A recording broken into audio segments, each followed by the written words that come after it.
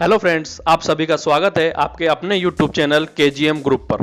दोस्तों, आज इस वीडियो में हम बात करने वाले हैं स्माइल प्रोजेक्ट के पेपर नंबर 4 के बारे में। तो दोस्तों, बिना टाइम वेस्ट किए आज के जो क्वेश्चन है हम सॉल्व करने वाले हैं। उससे पहले अगर आपने अभी तक चैनल को सब्सक्राइब नहीं किया है तो प्लीज़ चैनल को जरूर सब्सक्राइब करें और इसी तरह के लेटेस्ट अपडेट्स के लिए बेल आइकन दबाना नहीं भूलें। तो चलिए आज का आपका पहला क्वेश्चन, दो संख्याओं का एचसीएफ व एलसीएम क्रमशः 12 व 336 है।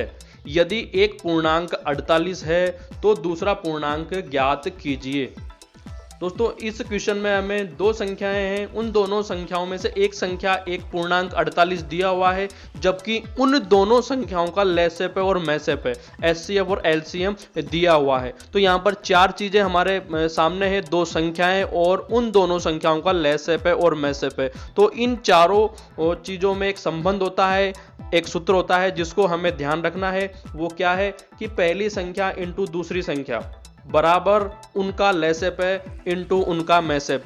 तो जब भी इस तरह का क्वेश्चन आए कि दो संख्याओं के बारे में और उनके लैसेप और मैसेप के बारे में आपसे क्वेश्चन में कुछ पूछा जाए तो इन चारों में से तीन चीज हमें दी हुई होगी और एक चीज हमें ज्ञात करनी है। तो यहाँ पर हमें दूसरा पूर्णांक ज्ञात करना है। तो ये वाला सूत्र हम काम में लेने वाले हैं। इसमें हमने पहली संख्या 48 वो लिख दी, दूसरी संख्या हमें ज्ञात करनी है तो उसको हमने x मान लिया और दूसरे पक्ष में उनका लैसेप है इंटू उनका मैसेप है, दोनों का मान हमने यहाँ पर रख दिया 336 इंटू 12। और इसके बाद में x बराबर हमने लिखा, गुणा वाली संख्या भाग में चली जाएगी। तो यहाँ पर x बराबर हमारे सामने हो गया 336 इंटू 12 बटे 48। जब इसको हमने काटा तो हमारे सामने आ गया 84। तो दूसरा जो पूर्णांक होगा, दूसरी जो संख्या होगी हमारी, वो होगी 84 और यही आपका आंसर होगा। देखिए क्वेश्चन नंबर 2, त्रिकोणमिति से संबंधित क्वेश्चन है ये आपके सामने। यदि cos 2a बराबर sin 4a हो और 2a व 4a न्यून कोण है तो a का मान ज्ञात कीजिए। तो यहाँ पर हमें जो a है कोण, उसका मान यहाँ पर ज्ञात करना है। तो देखिए बहुत ही सिंपल क्वेश्चन है, cos 2a बराबर sin 4a। यहाँ पर दोनों पक्षों में हमें इस तरह के क्वेश्चंस में जो त्रिकोणमिति फलन दिया हुआ है उसे हमें एक करना होता है।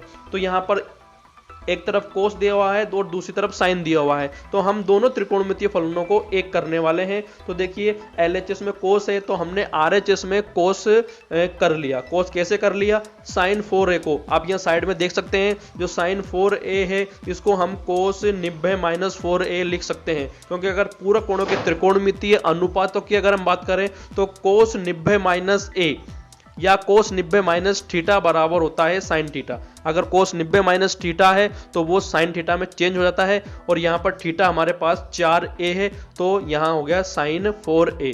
तो कोस 90 4a को हम साइन 4a लिख सकते हैं। तो इसी तरह से साइन 4a को हमने लिख दिया कोस 90 4a। तो दोनों पक्षों में कोस से कोस कैंसिल हो गया और उसके बाद हमारे पास में क्या बच गया, 2a बराबर 90 4a। यहाँ पर हमने पक्षांतरण किया, पक्षांतरण करने के बाद में 6a बराबर 90 और यहाँ पर देखो आप a बराबर हो गया हमारा 90/6 और यहाँ हमने भाग दिया तो जो a बराबर हमारे आ गया कितना, 15 डिग्री। चलिए तीसरा प्रश्न, एक बार हम इसको क्वेश्चन को समझने की कोशिश करते हैं। सबसे पहले क्या लिखा हुआ है, दो ऐसे क्रमागत विषम धनात्मक पूर्णांक ज्ञात करो जिनके वर्गों का योग 290 हो। तो दोस्तों इस तरह के क्वेश्चंस को हमें मान करके हल करने हैं। तो यहाँ पर हम क्या मानने वाले हैं, दो ऐसे क्रमागत मतलब लगातार होने चाहिए और विषम होने चाहिए और विषम के साथ में धनात्मक मतलब पॉजिटिव पूर्णांक, पॉजिटिव संख्या ऐसी होनी चाहिए। तो हमें यहाँ पर जिनके वर्गों का योग 290 हो तो हम यहाँ पर मानेंगे, माना दो क्रमागत विषम धनात्मक पूर्णांक x व x+2 मान लिया। तो ये विषम क्रमागत धनात्मक पूर्णांक है।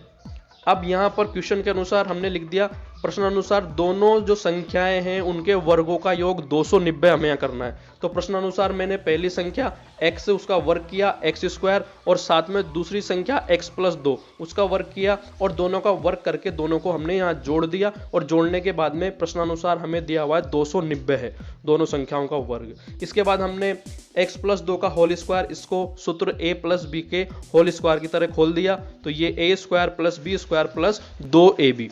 तो यहाँ पर हमने इसको हल किया, तो हल करने के बाद में आप दो कॉमन हमने यहाँ से लिया, दो कॉमन लेने के बाद में जो हमारा समीकरण है वो बन चुका है x square plus 2x minus 143 बराबर 0।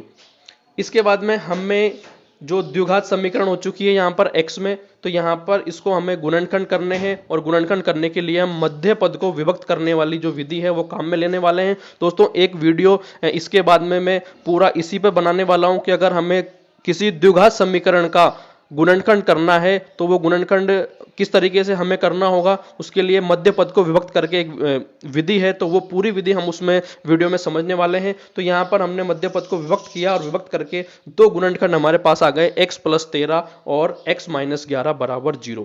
दोनों गुणनखंडों को मैंने 1 बाई 1 0 के बराबर किया, तो पहले से आ गया मेरा x का मान -13 और दूसरे समीकरण से x का मान आ गया 11। अब एक बार प्रश्न वापस से आप ध्यान रख सकते हैं कि धनात्मक पूर्णांक हमें लेना है, तो यहाँ पर हमें x बराबर 11 लेना होगा, क्योंकि धनात्मक पूर्णांक और विषम भी है, तो जो हमारा x का जो मान होगा वो हमारा क्या होगा, यहाँ पर 11 होगा। तो इस तरह से जो पहला धनात्मक पूर्णांक हमने माना था x, तो x का मान 11, तो पहला जो धनात्मक विषम पूर्णांक है वो हमारा 11 होगा। और दूसरा हमने क्या माना था, x प्लस 2, तो यहाँ पर हम x बराबर 11 रखेंगे, तो 11 प्लस 2 13, तो दूसरा जो धनात्मक पूर्णांक होगा वो हमारा क्या हो जाएगा, 13 हो जाएगा। और दोनों पूर्णांकों को आप आपके जो आंसर है उसको चेक भी कर सकते हैं, पहला हमारा 11 है और दूसरा हमारा 13 है, तो प्रश्न के अनुसार दोनों के वर्गों का योग कितना होना चाहिए, 290 होना चाहिए। तो अगर आप यहाँ चेक भी कर सकते हैं, 11 का वर्ग होगा 121 और 13 का वर्ग होगा 169, दोनों को जोड़ेंगे तो आपका आंसर कितना आ रहा है, 290 आ रहा है। तो इसका मतलब हमने जो दोनों पूर्णांक निकाले हैं वो बिल्कुल सही है, तो हमारा आंसर है x बराबर 11 और जो दूसरा है x प्लस 2 बराबर 13, तो हमारा आंसर हो गया 11 और